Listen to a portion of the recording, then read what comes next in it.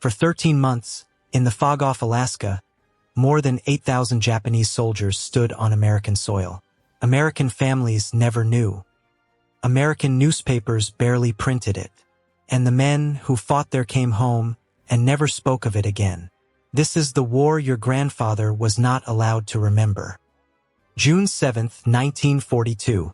The fog on Attu Island rolls in like breath from something ancient, gray, heavy, impossibly thick.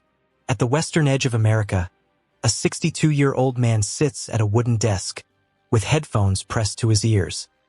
His name is Charles Foster Jones, radio operator, schoolteacher, husband to a nurse named Etta, 63 years old, sleeping in the next room. His finger trembles over the telegraph key. He taps out 5 words. The Japanese are here. Then he smashes the radio with the butt of his rifle. Outside, boots crunch on volcanic gravel. A door splinters, and Charles Foster Jones, on this cold Sunday morning, becomes one of the first American civilian casualties killed by Japanese forces on American soil during World War II. 2,500 miles to the west, somewhere in the home waters of Japan, Admiral Yasuyo Yamamoto is learning that his gamble has already failed.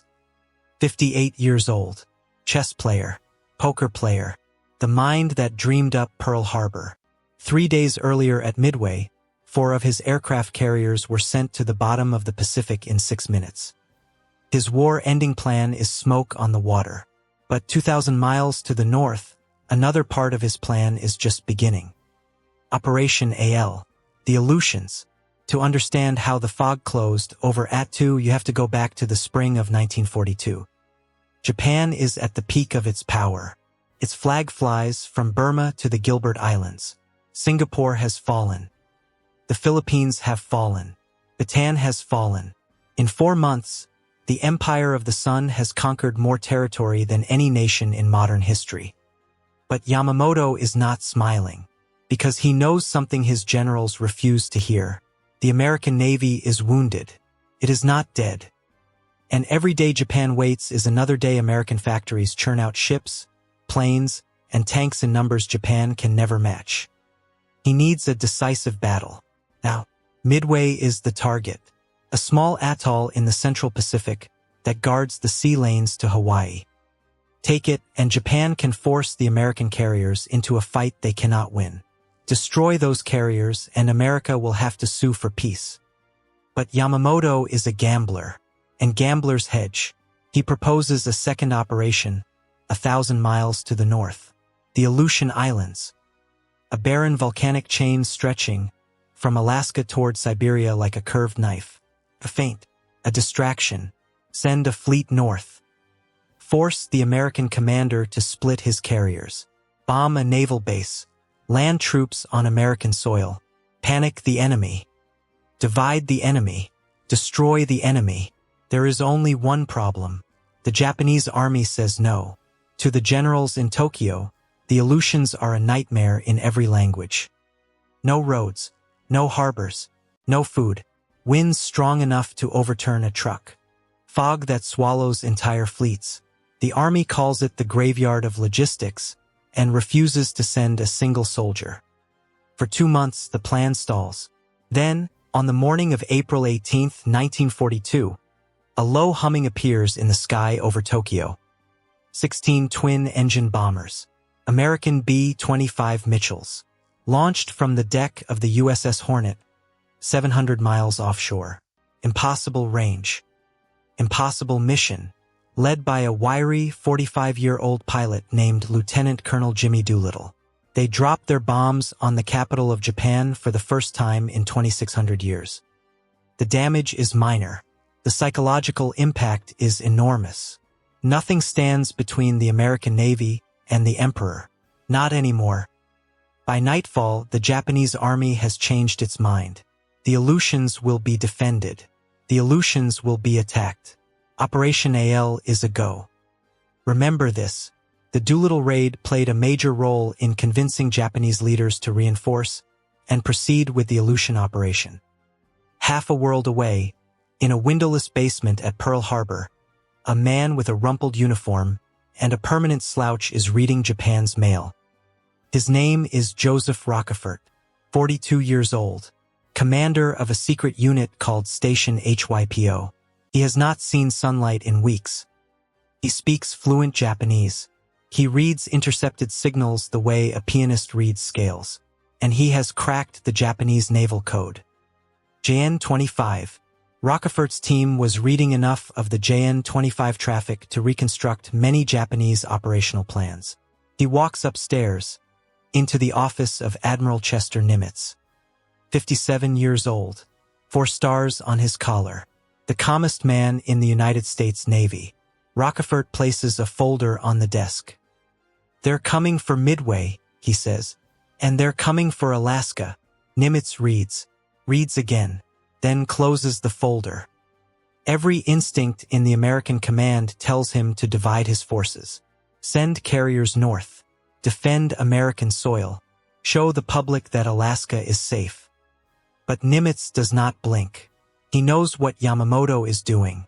He knows the Aleutian strike is the feint. And he knows that if he moves a single carrier north, he loses Midway and possibly the war. So he does something almost no admiral in history has ever done. He accepts the invasion of American territory. He sends only Task Force 8, a handful of cruisers and destroyers, and orders the 11th Army Air Force to hold what it can. The carriers stay south. Nimitz saw the trap. He walked into it anyway, and in doing so, he turned Yamamoto's feint into a graveyard. May 27, 1942. From the port of Aminato in northern Japan, a fleet of more than 40 ships slips into the fog. 5 cruisers, 12 destroyers, 6 submarines, 4 transports carrying 1,500 infantry, commanding them Vice Admiral Boshiro Hosogaya, 54 years old. Quiet, meticulous, a man who trusts weather more than intelligence. Ahead of him, invisible in the mist, a separate strike force built around 2 light aircraft carriers, the Ryujo and the Junyo, commanded by Rear Admiral Kakuji Kakuta. 51. Aggressive, impatient, hungry for a fight. Their target, Dutch Harbor, a small American naval base on Unalaska Island, wedged between mountains and open sea. For 6 days, the fleet sails through some of the worst weather in the Northern Hemisphere. Compasses spin. Ships lose sight of each other for hours. Sailors vomit into the wind. On the afternoon of June 2nd, A.U.S. patrol plane glimpses them through a break in the clouds 800 miles from Dutch Harbor. But before headquarters can react, the fog closes again and the fleet vanishes. Dawn, June 3rd. 34 aircraft roar off the decks of the Ryujo and Junyo. Zeros, dive bombers, torpedo planes. Only 17 will find the target. The rest scatter in the fog, some crashing into the sea, before they even see land. At 5:45 in the morning, bombs begin falling on Dutch Harbor. Sailors wake to the sound of exploding oil.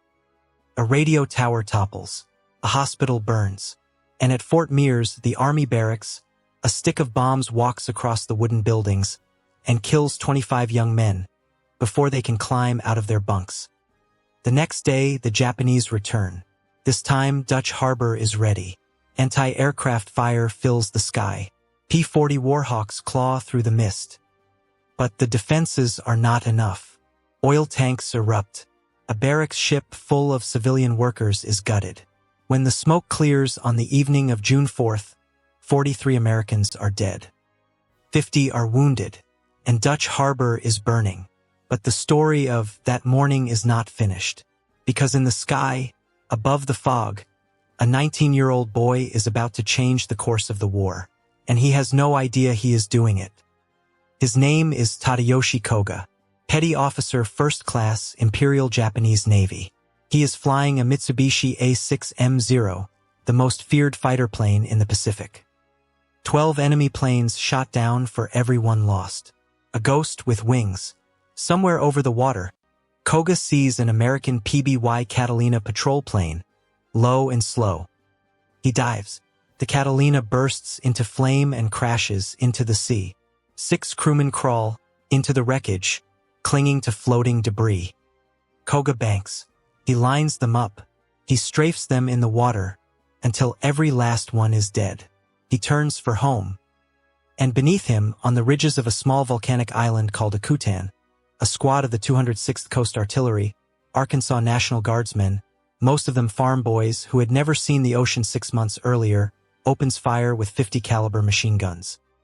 One round hits Koga's fuel line. His Zero begins to trail smoke.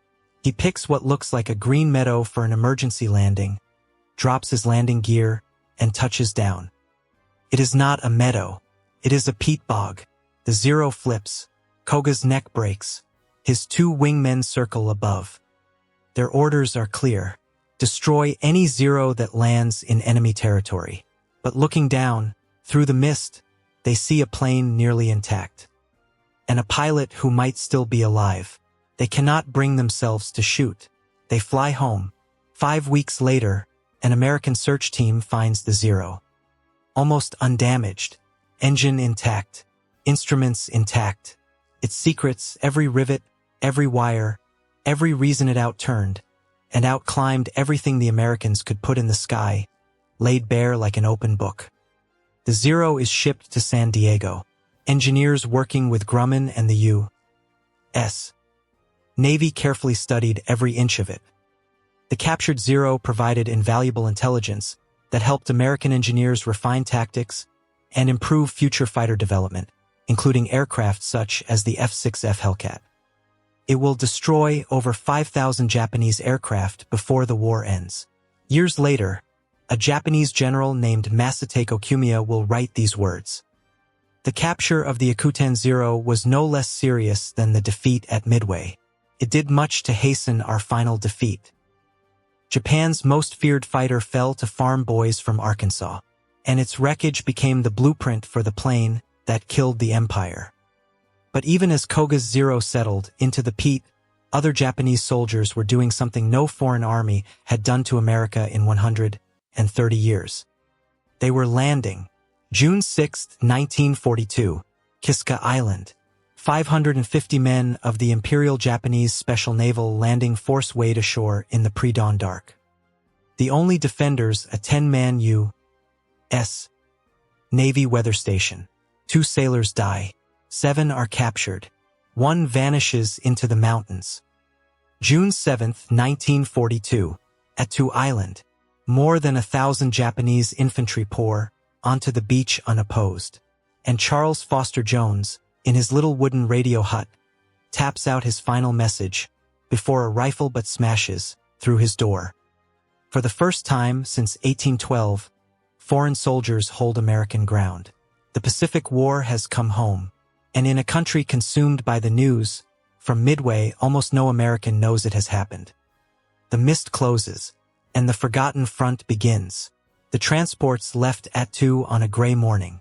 Below deck, in a hold that smelled of oil and vomit, sat 41 villagers of the Anangan people. Fishermen, grandmothers, children who had never left the island, and 1 American woman, Etta Jones, 63 years old, nurse, widow of 12 hours. She did not cry. Her husband Charles was already in the ground, buried in a shallow trench by soldiers who had shot him and then, according to the men who saw it, done something worse. The Japanese officer in charge would later report Charles had committed suicide. The villagers who found the body would tell a different story. What is certain is this. He refused to repair the radio he had destroyed. He died refusing. Etta was separated from the Anangan and shipped alone toward Yokohama. The villagers were taken to a camp near Otaru, on the northern island of Hokkaido, where they were locked inside an abandoned warehouse. Of the 41, 16 would not come home.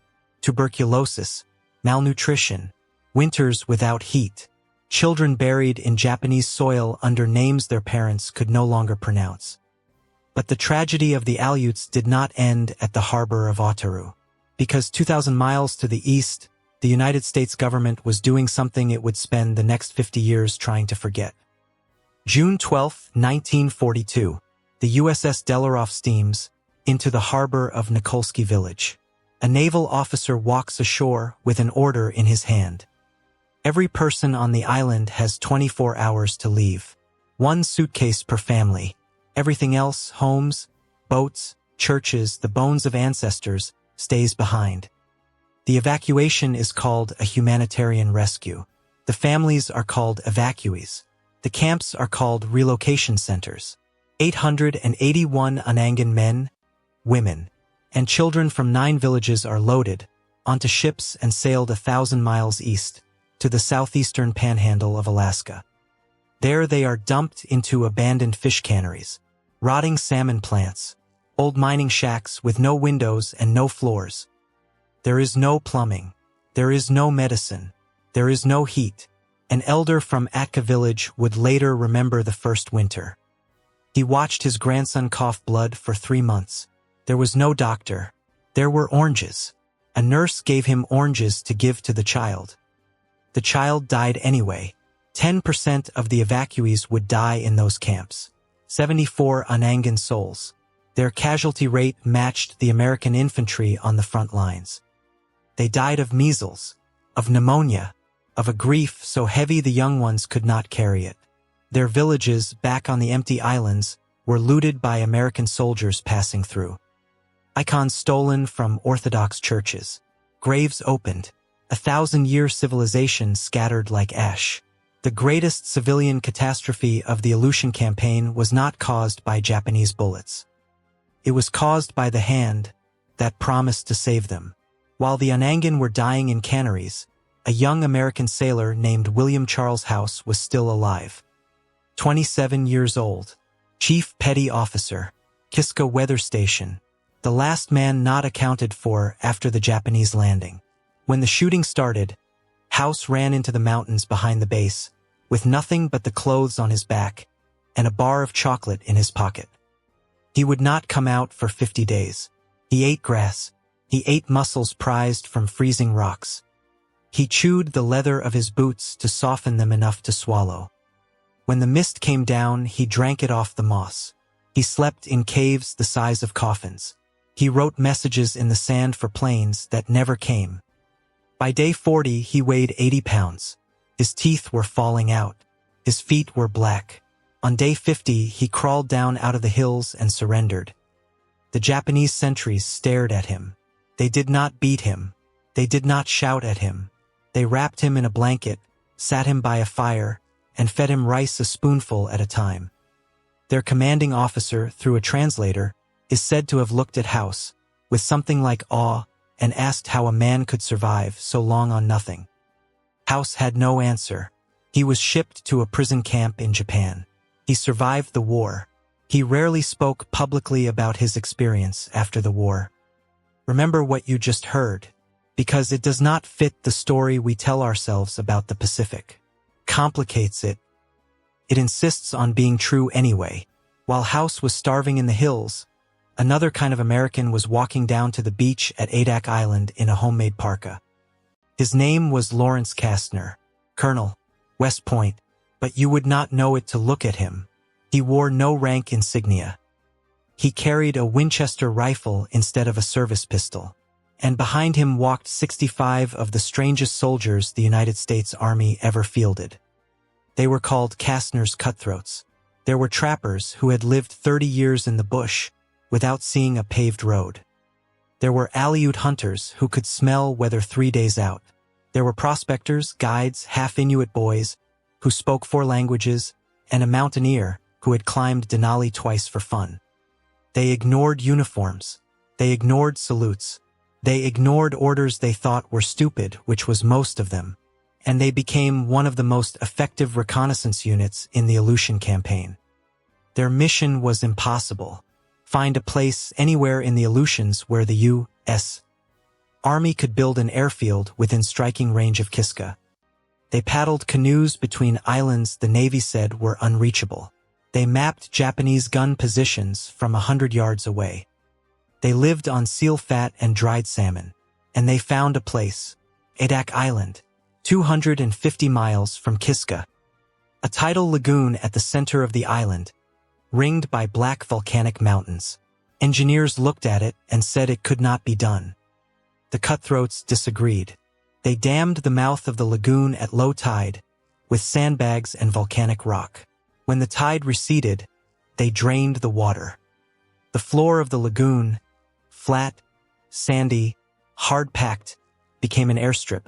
Army engineers of the 807th Aviation Battalion turned that plan into a runway in 14 days. On September 13, 1942, the first American bombers took off from Adak with full loads and set course for Kiska. From that moment on, every Japanese soldier in the Aleutians lived under the threat of American engines in the mist. An airfield built from the sea by men the Army did not want to hire. That is the kind of story that gets forgotten. That is the kind of story you should never forget. By January of 1943, the American noose was tightening. The 4th Infantry Regiment landed on Amchitka Island, just 50 miles from Kiska. Another airfield went up in weeks. Bombers now flew missions that lasted 40 minutes instead of 6 hours. The Japanese garrisons could no longer be supplied by surface ship. American submarines had turned the sea lanes between Japan and the Aleutians into a killing floor. Tokyo made one last attempt to break through. On the morning of March 26, 1943, in the freezing waters of the Bering Sea 200 miles west of Attu, a Japanese convoy carrying reinforcements and supplies ran headlong into a small American task force. The Americans were outnumbered 2-1 in heavy ships. The Americans attacked anyway. Their commander was Rear Admiral Charles McMorris, 52 years old, nicknamed SOC, short for Socrates, a man who had once told his officers that the fastest way out of a fight was to run straight through it. His flagship, the light cruiser USS Richmond, led the line. Behind her came the heavy cruiser USS Salt Lake City, and 4 destroyers, the Bailey, the Coghlan, the Dale, and the Monaghan. Across the water, Japanese Vice Admiral Boshiro Hosogaya commanded the heavy cruisers Nachi and Maya, the light cruisers Tama and Abikuma, and 4 destroyers of his own. For 3.5 hours they fought. No planes, no submarines, just gunnery. It was one of the last pure surface battles in the history of warfare. Salvos crossing the water at 10 miles range. Shells the size of trash cans splashing into cold sea. The Salt Lake City took hits, lost power, and drifted dead in the water for critical minutes, saved only by destroyers laying smoke. And then, just as Hosogaya was about to close for the kill, he did something no one has ever fully explained. He turned away. Later, he would tell his superiors he was low on fuel and feared American bombers were coming. The bombers were not coming. The fuel was adequate. He had a victory in his hands. He gave it back. Hosogaya was relieved of command. He would never sail again, and the Japanese garrisons at Attu and Kiska, cut off from every surface route to Japan, would now be resupplied by one method only. Submarine, a garrison of thousands on 2 frozen islands, fed by underwater trickle. The end had begun. They did not know it yet. In April of 1943, one of those submarines surfaced in Chichagof Harbor on the northern coast of Attu. A man in a wool overcoat climbed onto the pier. 51 years old, short, compact, silver in his mustache, the son of a Buddhist priest, from a small town in Yamanashi Prefecture called Tsuru. Colonel Yasuyo Yamasaki. He had graduated from the Imperial Japanese Army Academy in 1913. He had fought in Siberia during the winter intervention of 1918. He had marched into Jinan, China, in 1928. He was a professional soldier, disciplined, quiet, without illusions. His orders were 4 sentences long. Hold Attu. No reinforcements will come. No evacuation will come. Do not surrender. Yamasaki read the orders once, folded them, and put them in his coat. He had 2,650 men. A frozen mountain island the size of a small county. A wife named Shigeko, and a young daughter waiting in Yamanashi. He walked inland to inspect his defenses. His soldiers had spent a year digging into the mountains. Tunnels ran under the ridges. Machine gun nests were carved into cliffs. Snipers had memorized every fold of every valley. Yamasaki looked at the fog. He looked at the ridges, and he made a decision that would change how the Pacific War was fought. Rather than contesting the beaches, Yamasaki chose to defend the island's rugged interior, an approach later seen on a much larger scale at Iwo Jima and Okinawa. May 11, 1943, 0 hour. 11,000 men of the U.S. Army's 7th Infantry Division weighed ashore at Massacre Bay in the south and Holtz Bay in the north. Reinforcements will push their total strength to 15,000 before the battle is done. They are led by Major General Albert E. Brown, 54 years old, careful, methodical, a man who liked to plan twice and move once. Intelligence has told them the battle will last 3 days. They are wearing leather boots, cotton uniforms, summer field jackets. They were originally trained to fight in the deserts of North Africa. Somewhere between planning and execution, the deserts were traded for the tundra, but nobody remembered to change the clothing. The men hit the beach. Silence. No machine guns. No mortars. No enemy at all. They advance inland, cautious, waiting for something to happen. The mist is so thick they cannot see the man walking beside them. They step onto muskeg, a spongy tundra of moss and permafrost that swallows their boots to the knee. Vehicles sink. Jeeps sink. A bulldozer sinks so deep only its exhaust stack shows. By nightfall, temperatures fall to 20 degrees. It begins to rain. The rain freezes on their uniforms. Men whose feet were soaked at noon are now wearing ice. By morning of the second day, before a single shot has been fired at them, more than 100 soldiers have to be evacuated. Not for wounds, for frozen feet. By the end of the campaign, the 7th Infantry Division will suffer 1,814 cold weather casualties. More men will be crippled by the ground beneath them than by the enemy above them. And then, on the 4th day, the enemy above them opens fire. The valleys erupt. Japanese machine guns, from positions the Americans cannot see. Mortars from ridges the Americans cannot climb. Snipers who wait in silence for 6 hours, then take 1 shot, then wait 6 more. On one of those ridges, a slender 22-year-old private, from Taos, New Mexico, was moving up the slope alone.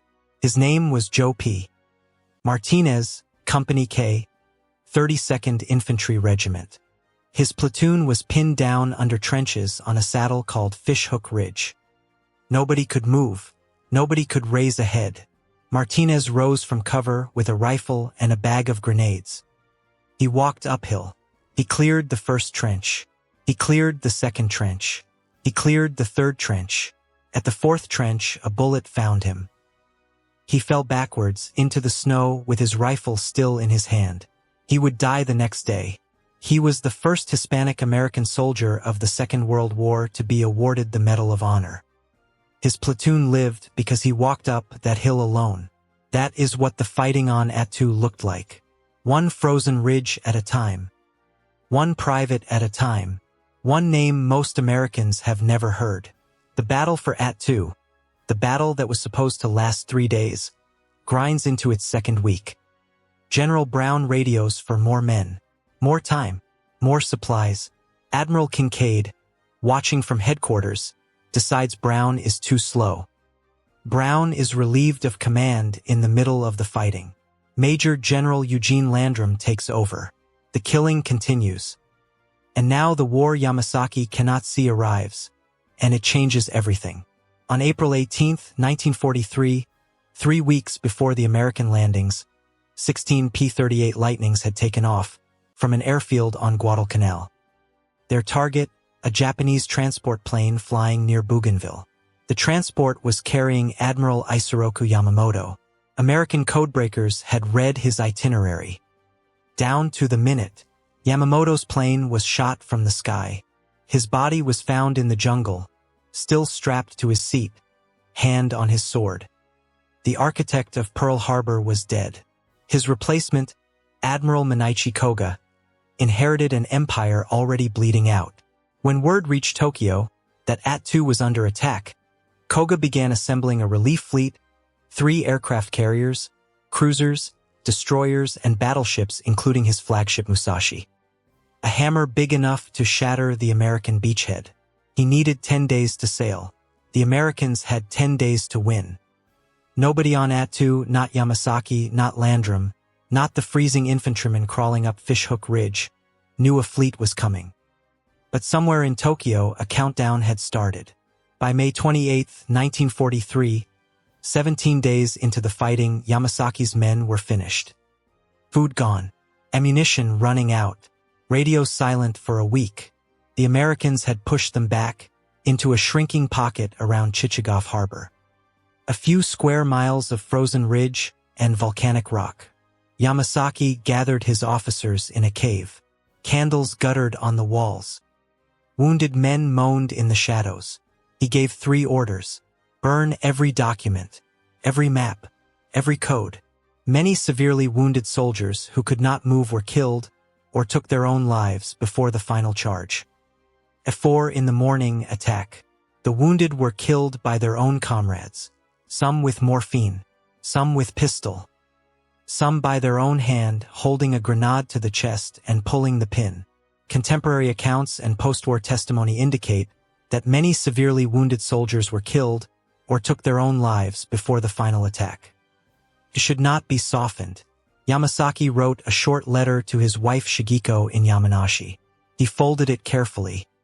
He gave it to a soldier and told him to survive. The soldier did not survive. The letter was found later on his body. At 3:45 in the morning, 800 Japanese soldiers gathered in the fog at the mouth of a valley below a small hill. The Americans called it Engineer Hill. Yamasaki drew his sword. He turned to his men. Witnesses recalled Yamasaki addressing his men before the attack, but no verified record preserves his exact words. No one who heard it lived long enough to repeat it. Then he stepped into the mist. For A.M. May 29, 1943.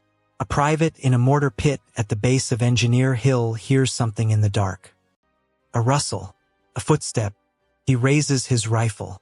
Then the fog explodes.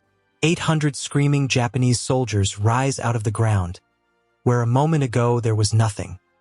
Bayonets, grenades, officers waving swords.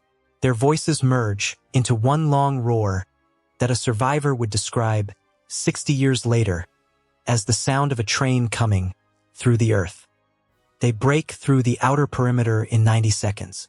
They swarm a field hospital. They bayonet wounded American soldiers in their cots.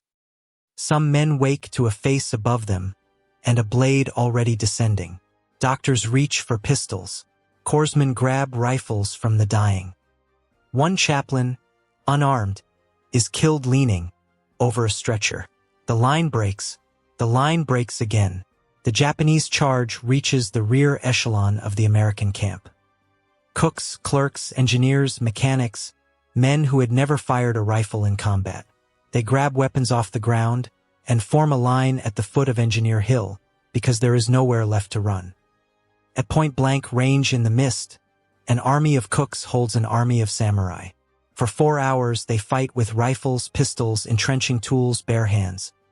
By 8 in the morning, Colonel Yasuyo Yamasaki is dead, shot as he ran forward with his sword raised into a line of terrified men who had been peeling potatoes an hour earlier.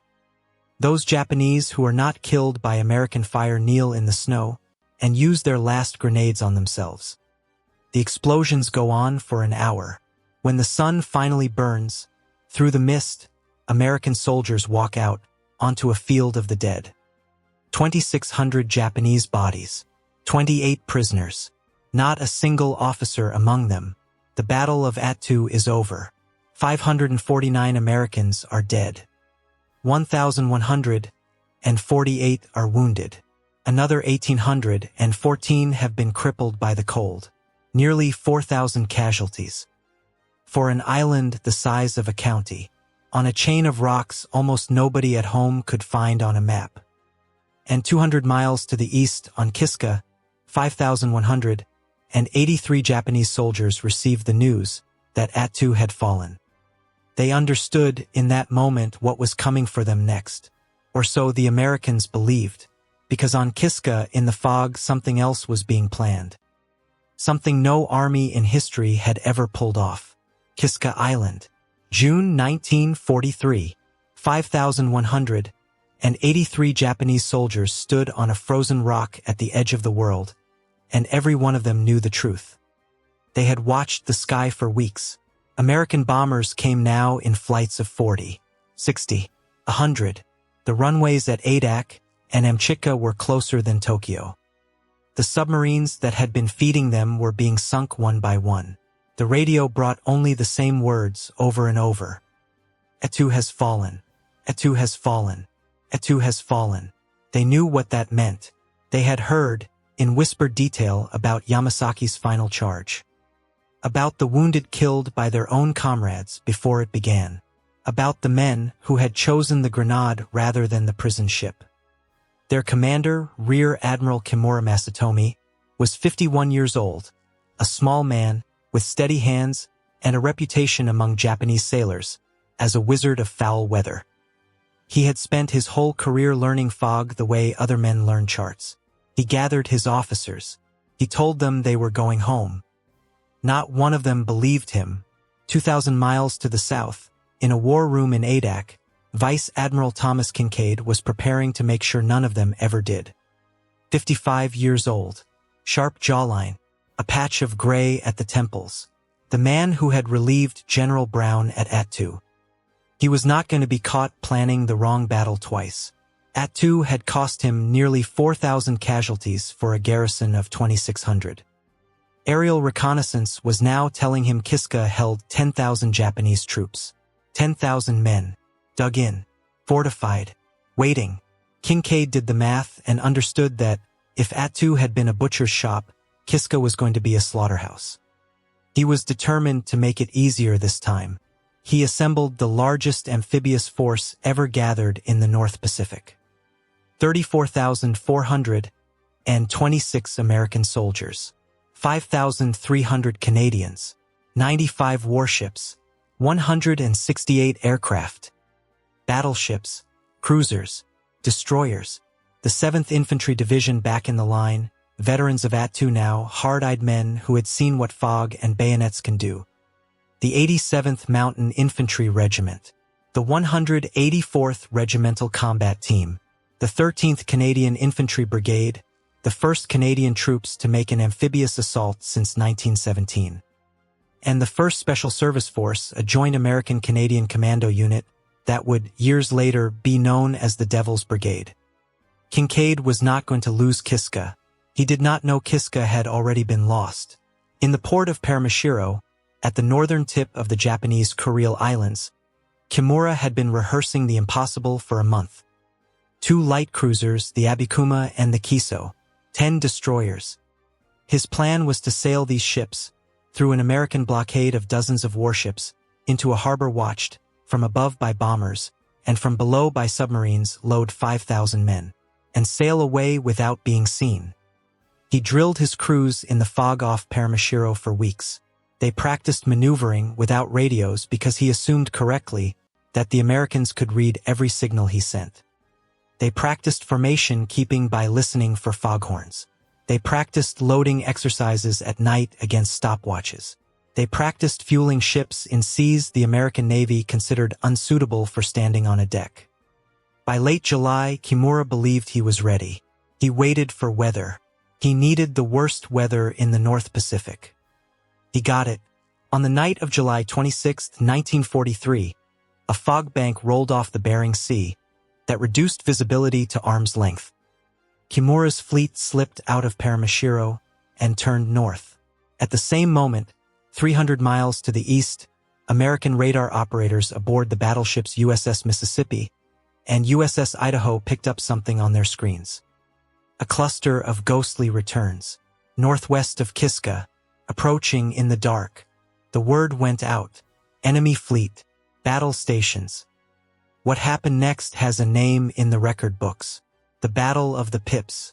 For 40 minutes, on the night of July 26th, into the morning of July 27th, 1943, an American battle group of 2 battleships, 2 cruisers, and 4 destroyers pounded a stretch of open ocean with everything they had.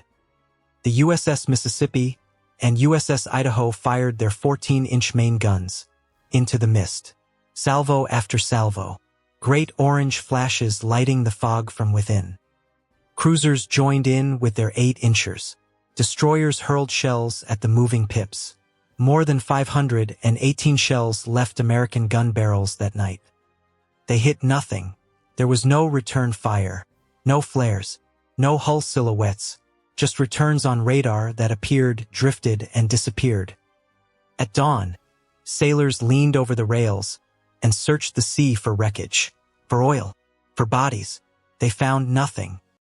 Not a splinter of wood, not a slick of fuel. Not, as one officer would later write in his memoir, not so much as a dead whale. To this day, historians argue about what the Americans were shooting at. Historians still debate whether the radar contacts were caused by atmospheric conditions, false radar echoes, or other factors. Some say layers of cold air bending the radar beams.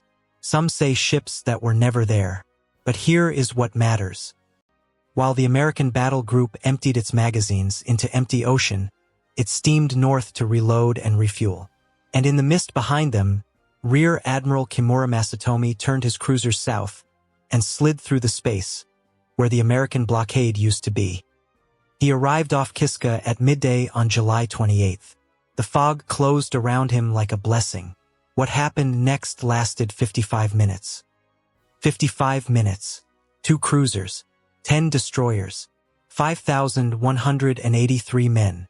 The Japanese soldiers had been waiting on the beaches for a week, packs at their feet, listening for the horns. When Kimura's ships loomed out of the fog, the soldiers ran into the surf without a word. Landing craft roared back and forth. Officers counted men onto decks as fast as they came aboard. Nothing was carried but a rifle and a pack. Everything else, artillery, machine guns, radios, food stores, personal photographs, unfinished letters home, was left where it lay. At 2:35 in the afternoon, Kimura ordered the last horn. The ships turned west. The mist swallowed them. Not one American aircraft saw them leave. Not one American submarine intercepted them. Not one American radar operator noticed. 5,000 men vanished from an island the United States had blockaded for 6 months. By August 1st, they were back in Japan. And on Kiska, the fog closed over an empty village and settled in to wait. August 15th, 1943, the largest amphibious force in the history of the North Pacific approached Kiska in the pre-dawn dark. Landing craft in staggered waves, battleships hammering the coast, destroyers laying smoke that mixed with the fog until men could not tell one from the other. The 1st Special Service Force went in first at 1:30 in the morning, paddling rubber boats through choppy seas. Canadian and American commandos with blackened faces climbed onto rocks slick with kelp. They found nothing. At dawn, the main assault waves hit the beach. They fanned inland, expecting machine guns, expecting mortars, expecting the same silence Attu had offered before it opened its jaws. They found abandoned barracks. They found meals sitting on tables half-eaten, with chopsticks still in the bowls. They found photographs of Japanese wives and children in dresser drawers. They found a working generator still running. They did not find the enemy. But the mist did not care that the enemy was gone. And the mist was about to become the deadliest thing on the island. On the afternoon of August 15th, visibility dropped to less than 10 feet. 9,000 men were moving inland, through mist so thick that a soldier could not see the barrel of his own rifle. They had been briefed over and over that the Japanese would fight to the last man. They had been shown the reports from Attu. The bayonet wounded, the banzai charge, what the defenders had done to themselves rather than surrender. Every shadow was a sniper. Every rustle was a killer. At 3:20 that afternoon, on a fog-choked ridge above Gertrude Cove, a Canadian patrol from the 13th Brigade heard voices to their front. Whispered voices, Men moving in the mist. The Canadians did what they had been trained to do. They opened fire. The men to their front were the 87th Mountain Infantry American soldiers. The Americans opened fire back. A full firefight erupted in the fog. Grenades, machine guns, officers screaming for a ceasefire that no one could hear. It went on for minutes that felt like an hour. When the mist thinned, 28 American soldiers and 4 Canadian soldiers lay dead on the ridge. More than 100 were wounded. There was not a Japanese soldier within 800 miles. The same story played out in a dozen valleys over the next 3 days. Nervous men, bad visibility, the wrong password whispered at the wrong moment, rifles rising in the mist. American killed American. Canadian killed Canadian. Allies killed allies. All of them looking for an enemy who had already gone home. On August 18th, the destroyer USS Abner Reed was patrolling off the western coast of Kiska when her stern struck a floating mine the Japanese had left behind 3 weeks earlier. The explosion tore the tail off the ship. 71 American sailors were killed. 47 more were wounded. The Abner Reed was towed home. She was rebuilt. She fought again. She would eventually be sunk by a kamikaze off Leyte in the Philippines in November of 1944. But that August night off Kiska, the men who died in her flooded compartments died for an island the enemy had abandoned 21 days before they landed. By the time Kiska was declared secure on August 24, 1943, more than 300 Allied soldiers and sailors were dead or wounded on an island that held no living enemy. Killed by mines set by ghosts, killed by friendly fire in the fog, killed by cold, killed by disease, killed by exhaustion, killed by fear. The final search parties, moving through the empty village on the last day, found dogs still wandering the streets, ribs showing under their fur. They found a piece of paper on a wall of an abandoned barracks, hand-lettered in English. The words, from a Japanese officer who apparently had a sense of humor even at the end, read, "We shall come again and kill out separately Yankee Joker." Nobody laughed, and that was the end. 13 months. 2 islands. 1 naval battle in the Bering Sea. 1 land battle on American soil.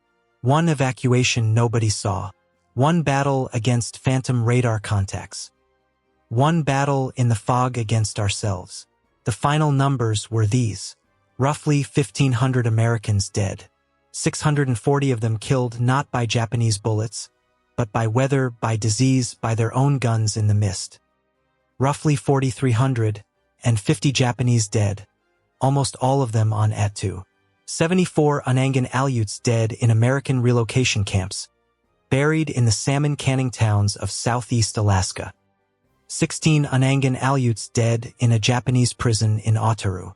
Charles Foster Jones, 62, buried on Attu. Etta Jones, 63, released from Japan in 1945, returned to the United States, lived quietly until 1965, never spoke publicly about what happened to her husband. Tadayoshi Koga, 19, dead in a peat bog on Akutan. William Charles House, 27, prisoner of war for the rest of the war, home in 1945, silent for the rest of his life. Private Joe P. Martinez, 22, of Taos, New Mexico, buried at Fort Logan National Cemetery in Colorado, Medal of Honor. Colonel Yasuyo Yamasaki, 51, killed running with a sword into the mist on Engineer Hill, promoted to lieutenant general posthumously. His ashes never recovered, his letter to Shigeko never delivered. Admiral Isoroku Yamamoto, 59, shot from the sky over Bougainville 42 days before the American landings on Attu. Admiral Chester Nimitz, who refused to move his carriers north, who accepted the invasion of American soil to save the war, who won at Midway and 11 other places, and lived to see Japan sign the surrender on his flagship in Tokyo Bay. And the fog. The fog is still there. Closes over Attu every morning. It closes over Kiska every night. It has never really lifted. If Japan had held these islands, the war would have looked different. From 1942 to 1945, nearly 8,000 American aircraft flew from Great Falls, Montana, up through Alaska across the Bering Strait, into the hands of Soviet pilots at Krasnoyarsk. The Al-Sib route, the Alaska-Siberia Lend-Lease pipeline. Those planes fought the Germans at Stalingrad, Kursk, on the road to Berlin. Had Japan retained control of the Aleutians for an extended period, the Al-Sib route could have faced greater risk and disruption. The Eastern Front would have been longer. The Nazi war machine would have been fed for months more. The bases the Americans built on Attu and Kiska brought northern Japan within reach of American bombers, forcing the Empire to divert precious aircraft home to defend the Kurils, aircraft that could not fight at Saipan or Leyte or Iwo Jima. And the tactics Colonel Yasuyo Yamasaki invented in the mountains of Attu, abandon the beach, defend in depth, bleed the enemy in the interior, were studied by every Japanese general who came after him. Kuribayashi used them at Iwo Jima. Ushijima used them at Okinawa. They cost the United States tens of thousands of additional casualties before the war was done. A campaign the American public largely overlooked had consequences far beyond its remote location. They called it the 1,000-Mile War. They called it the Forgotten Front. Men who fought there came home to parents who had not known where they had been. They tried to explain the fog and the cold and the 800 screaming men and what the defenders had done to themselves at the end. And they gave up trying. They put their uniforms in the closet. They went to work. They did not talk about it. Some of them are still alive. A very few. They are in their late 90s now, in nursing homes in Arkansas and Ohio and Oregon. And if you sit with them long enough and ask the right question, they will tell you about a hill they climbed in the fog when they were 19 years old, and how the man beside them fell, and how the man behind them fell, and how they kept climbing because there was nowhere else to go. Ask them, before there is no one left to ask. Because history remembers who fired the first shot. History remembers who fired the loudest shot. But in the long run, all that will matter is who fired the last shot. And on the fog-shrouded rocks at the edge of America, in a war almost nobody remembers, ordinary men helped secure a victory that is too often forgotten. They deserved to be remembered. They still do.